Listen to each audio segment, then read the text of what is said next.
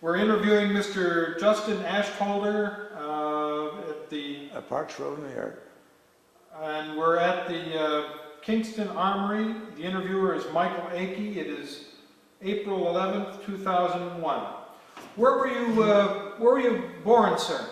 Neversink, New York. Neversink, New York. Did you grow up there? Right. Okay. We walked 2 miles to school. And where was the school? The school was in Neversink? Neversink. Okay. Where were you when World War II broke out?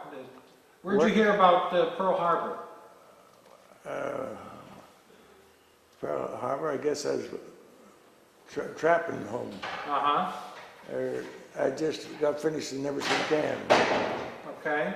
Finished bulldozers there in Neversink Dam, and I set a few traps there when I heard about it. Uh-huh. And when did you decide to enlist? I didn't enlist. You didn't? They asked me. They asked you. They invited you. Brewster's gave me hell because, why didn't you tell me we would get you deferred? I said, no, let nature take its course. Mm-hmm. So when were you drafted? What year? I was working down Freehold, New Jersey. Okay. On a munition jumper, whatever it was. Mm-hmm. And what year was that you got drafted? I think 43, I believe. Okay. And where'd you go to basic? Camp Claiborne. What was that like? That was all right. I enjoyed it. Really? I enjoyed it. Where was Camp Claiborne located? Louisiana. Okay. What time of the year was it? I remember it's cold. Okay. We was only there for a little while and went overseas. Okay. What unit were you assigned to? I think 5th or 6th Army, something like that. Okay. What regiment was it? 689 Engineers, Basic Equipment Company. Okay.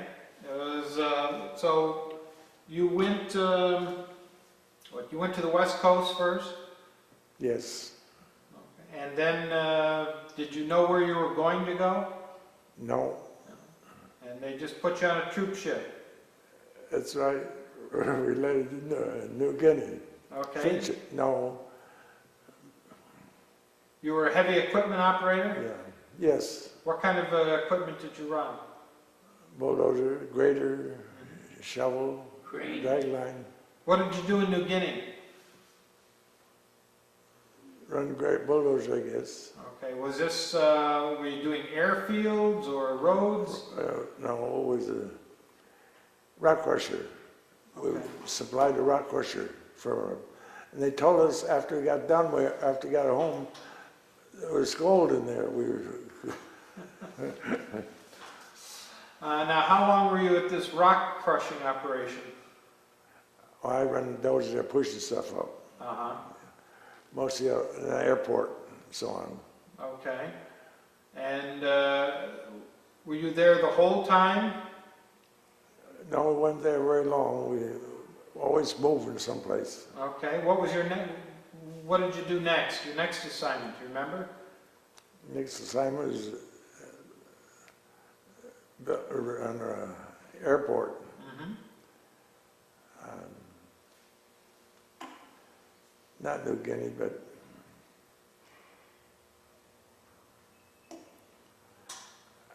airport. We enlarged it anyway.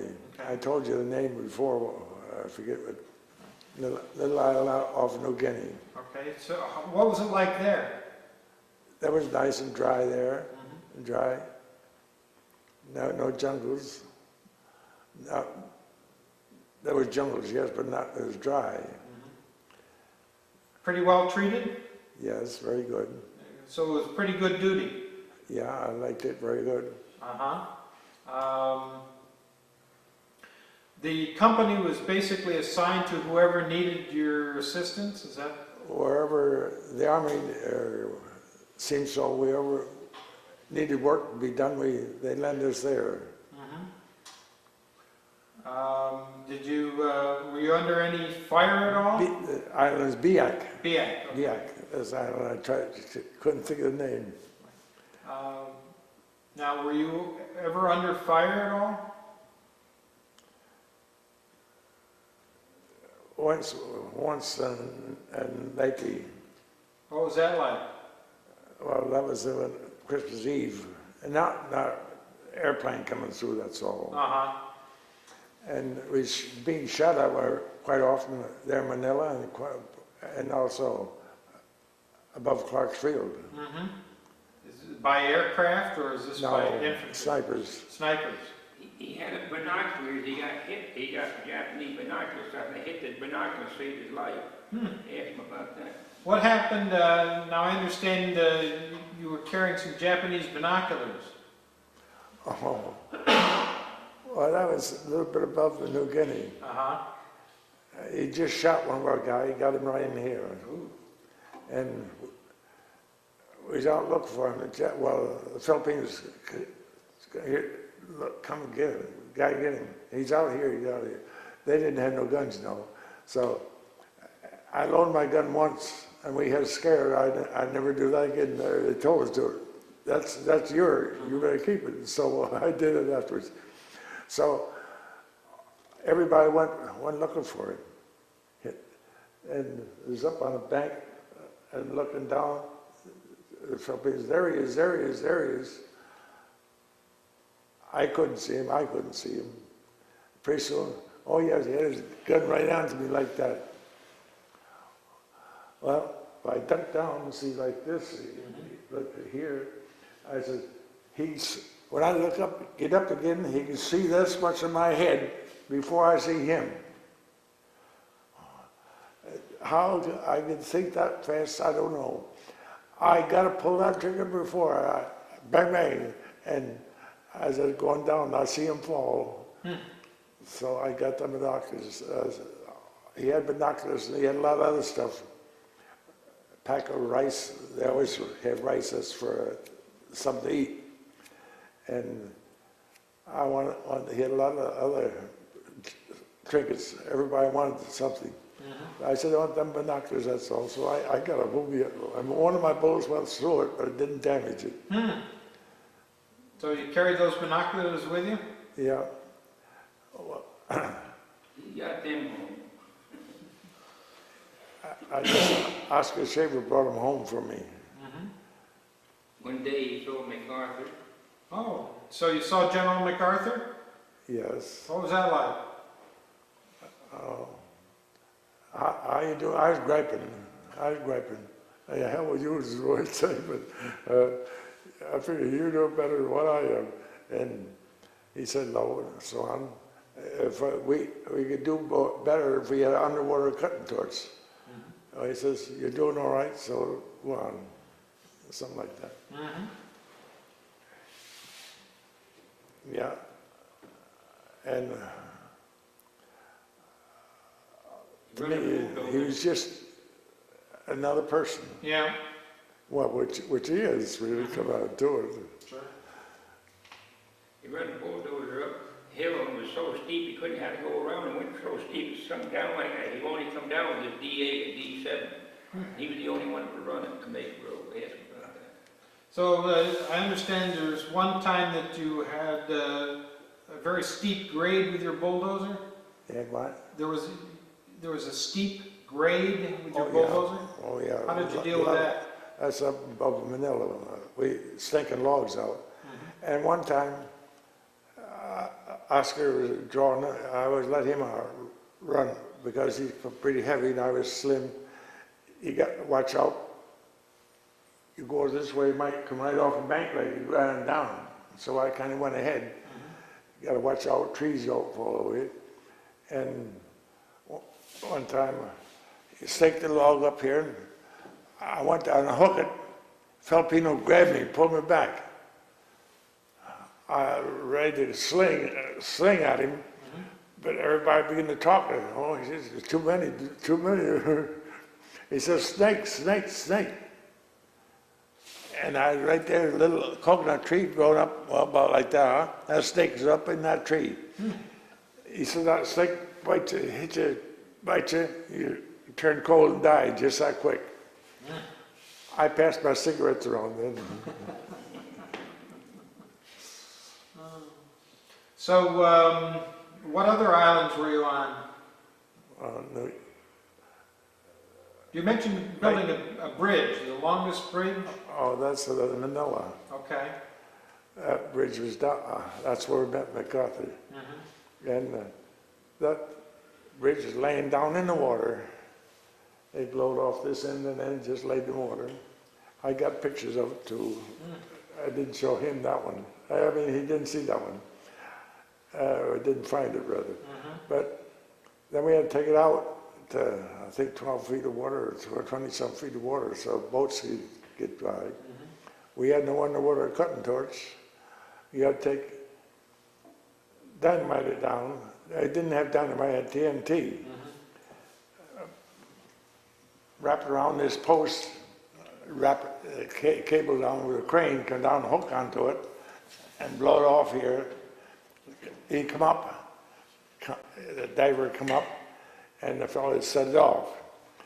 And one time, well, he'd be out wiring up another set while he was down. And one time, they had left it off, and he set it off, and he blowed himself up. One down. So. Pretty dangerous work. Yeah. And this bridge went from land to Butman, Butman to Butman. We had to drive all piling in here first. And then had a crane down in the that was H20. Just above it, a little bit, we put a Bailey bridge in, not a push out. H20's steel girders, oh, I guess about 7 feet tall or something like that. And you push them out, and that's the girders underneath the road. And from land to Butman to Butman to Butman. And the last one out, well, I helped several of them. Always the Filipinos, well, I go, but they take the time and says, oh, Joe, that's too dangerous for me, I'll go.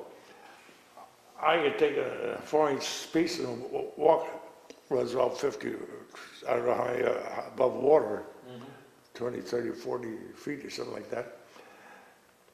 I run out there and hooked the hook cable up and fell. Anyway, we had the last one out, and a bridge, a crane down the bottom. He pulled it out, he wouldn't have, then I had another crane on the opposite side. He'd pick it out and pull it out so far, then that crane come over and I go out there and hook it fast. Then they both pick it up, set it down in place. Well, while I was there, I'd jump off the other side, so therefore I was the first one to cross that bridge. Tell me about you getting hurt, when you got hurt with the jack. Oh, that was another bridge up the river a ways. The Japs, that was from land to Butman, Butman to Butman, and land, Butman to land. And they blowed the Butman to land out. And they put a Bailey bridge in. And the bulldozer, some other company had a bulldozer, and so on, went through it, laid down there in the water. We had to take that out and put another Bailey in there. And while I was in there jacking it up, must be that jack slipped and hit me in the head. They said I fell down. Oh, it was 20-some feet. I remember on concrete floor of the bridge here. And about that much water I remember flowing over the top of it. Every once in a while you see you smell it. A dead person, you can smell it, you can identify that. That's the worst stink there is. You crawl up in a dead cow and go to sleep, but a dead person over there, you couldn't stand the smell. Every once in a while, a dead person would be floating down the river. And they float right on top, not half submerged.